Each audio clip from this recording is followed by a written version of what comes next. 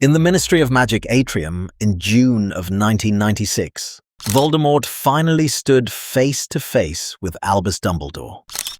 And the first thing he did was try to leave. Not because he was losing, not yet. Their duel shattered marble, sent statues crashing through the room, and turned the fountain into a weapon. But the moment Ministry workers arrived and saw Voldemort alive, he vanished. So, why did the most powerful dark wizard of the age spend decades avoiding a direct fight with one old professor? The obvious answer is that Dumbledore was powerful. The real answer is more uncomfortable. Dumbledore possessed exactly the three things Voldemort could not control: superior knowledge, superior discipline, and a mind that refused to be frightened in the way Voldemort expected. To see why this mattered, go back to 1938, inside a London orphanage. Albus Dumbledore arrives at Wool's orphanage to meet an 11-year-old boy named Tom Riddle. Tom has already discovered that he can make things happen without touching them. He has frightened other children. He has collected trophies. He has learned that fear is a kind of power. Dumbledore does not flatter him, threaten him, or pretend not to notice. He watches. Then he gives Tom a choice. Come to Hogwarts or remain in the ordinary world. That first meeting is the beginning of Voldemort's problem. Dumbledore meets Tom Riddle before Tom has invented Lord Voldemort. He sees the person underneath the title, before the robes, the followers, and the mythology. And Tom understands that he has been seen. At Hogwarts, Riddle becomes brilliant, charming, and ambitious. He wins the trust of professors and students while secretly searching for forbidden magic. Dumbledore, then the Transfiguration Professor, remains suspicious. He does not have proof of every crime, but he recognizes the pattern. Tom is not interested in knowledge for its own sake. He wants knowledge that makes other people helpless. That distinction explains much of their later conflict. Voldemort treats power as ownership. If a wand is stronger, take it. If a person is useful, recruit them. If someone is dangerous, destroy them. Dumbledore sees power differently. He understands that magic is only one part of a confrontation. Timing, loyalty, restraint, and information can matter more than raw force. Voldemort's first major advantage was secrecy. He reinvented his name, hid his past, and built a movement around an invented identity. But Dumbledore knew the past he was trying to bury. He knew Tom Riddle was a half-blood, knew about the orphanage, and understood that the name Lord Voldemort was not a birthright. It was a performance. That is why Dumbledore's words could cut deeper than an attack. He was not facing a mysterious, immortal monster. He was facing a frightened boy who had decided that being human was the same as being weak. Then came the precedent Voldemort could not ignore. In 1945, Dumbledore defeated Gellert Grindelwald, the most dangerous dark wizard in Europe. The duel took place at the end of a conflict that had threatened the wizarding world, and Dumbledore won the Elder Wand from Grindelwald. Voldemort would later search for that wand because he believed power could be stored in an object and transferred like property. But even before that, Dumbledore's victory established something strategically important. Dumbledore had already beaten the kind of opponent Voldemort wanted to become. He had defeated a brilliant revolutionary with followers, ideology, and terrifying magical ability. He had done it without becoming Grindelwald's mirror image. For Voldemort, that was not simply a military defeat waiting to happen. It was a threat to the story he told about power. If Dumbledore could defeat the greatest dark wizard alive and remain himself afterward, then domination was not inevitable. So Voldemort built his campaign around avoiding the one battle that might expose him. During the First Wizarding War, the Order of the Phoenix fought Voldemort's movement, but Voldemort did not simply march into Hogwarts or challenge Dumbledore in public. He used Death Eaters, intimidation, curses, infiltration, and terror.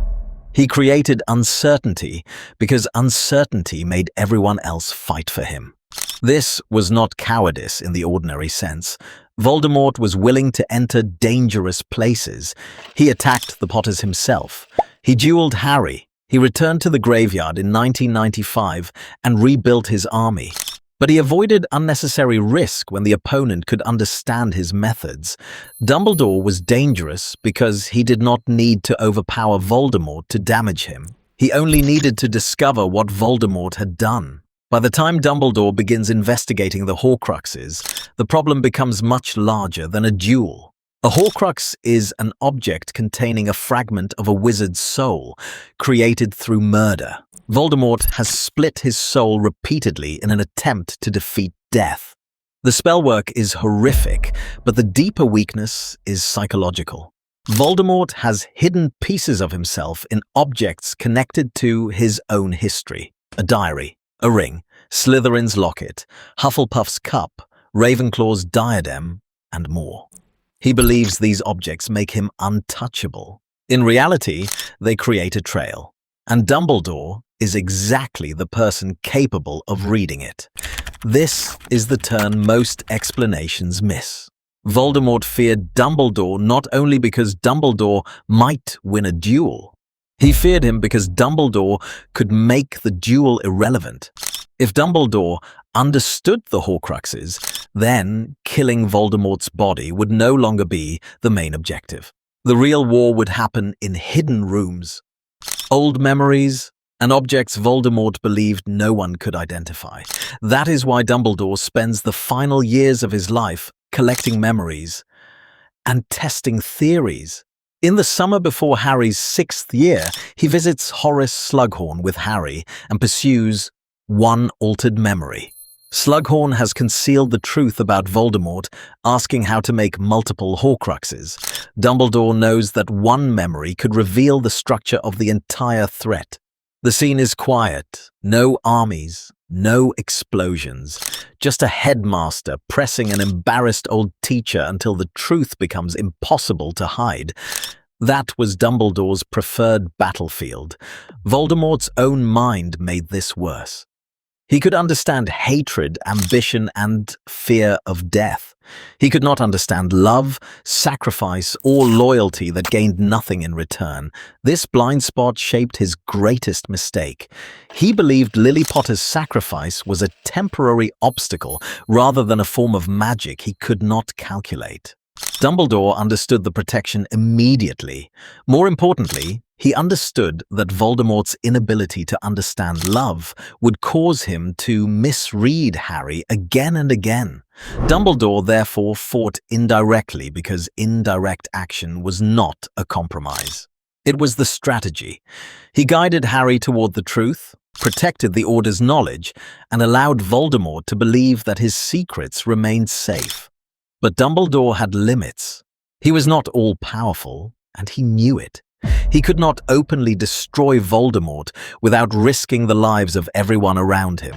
The prophecy, the Ministry's denial, and Voldemort's hidden soul fragments made a simple assassination impossible.